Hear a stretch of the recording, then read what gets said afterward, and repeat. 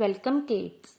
Today we will read our 11th chapter, that is the sneeze. Sneeze क्या होता है? छींक.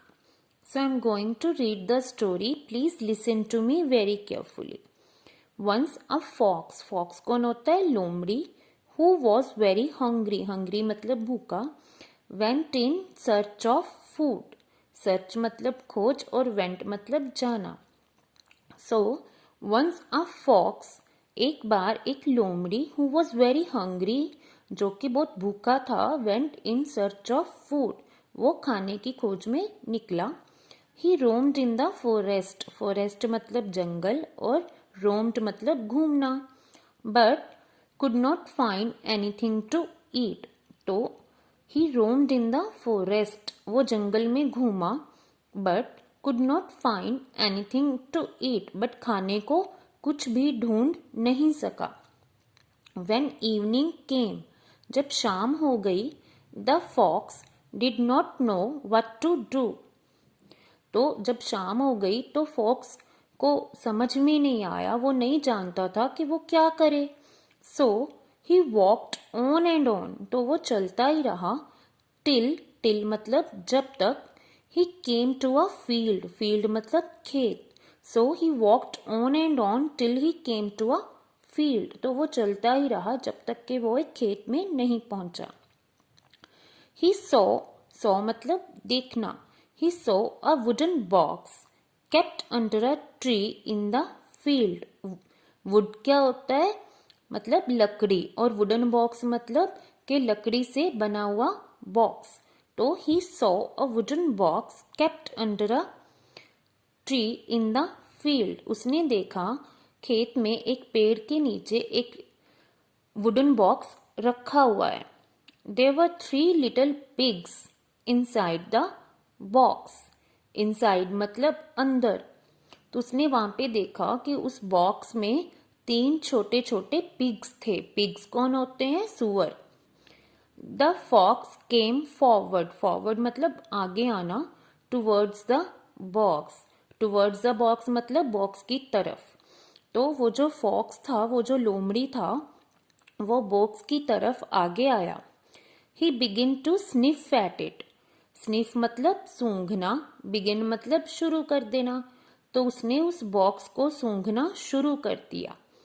His ears pricked up. तो उसके जो कान थे वो खड़े हो गए. प्रिक्ड अप होता है कि जब हम किसी साउंड को सुनने के लिए अपने कानों पे ज्यादा जोर देते हैं. दैट मीन्स कि हमारे जो कान है वो खड़े हो गए. Fine. The box had a few cracks in it. तो जो बॉक्स था उसमें थोड़े से क्या थे? cracks थे. The pigs saw the fox. वो जो पिग्स थे उन्होंने फॉक्स को देखा. Throw these cracks. तो वो जो पिग्स थे, जो सुअर थे, उन्होंने लोमड़ी को इन cracks की हेल्प से देख लिया. They kept themselves very quiet and still. तो उन्होंने अपने आप को बहुत शांत कर लिया और स्टिल कर लिया. स्टिल मतलब जब हम हिलते डुलते नहीं है. No one moved at all. तो उन 3 पिग्स में से कोई भी मूव नहीं हुआ, कोई भी हिला नहीं, किसी ने भी कोई आवाज नहीं की. Then all of a sudden. Sudden मतलब अचानक. Then all of a sudden. तब अचानक से ही one little pig gave a loud sneeze. तो तब अचानक से ही बेटा एक छोटे से पिग ने एक बड़ी जोर की छींक दी. ठीक है. अच्छू. It said. It was a terrible sneeze. Sneeze क्या होता है? छींक. टेरेबल मतलब बहुत भयानक. तो वो जो छींक थी वो बहुत भयानक थी. That was terrible.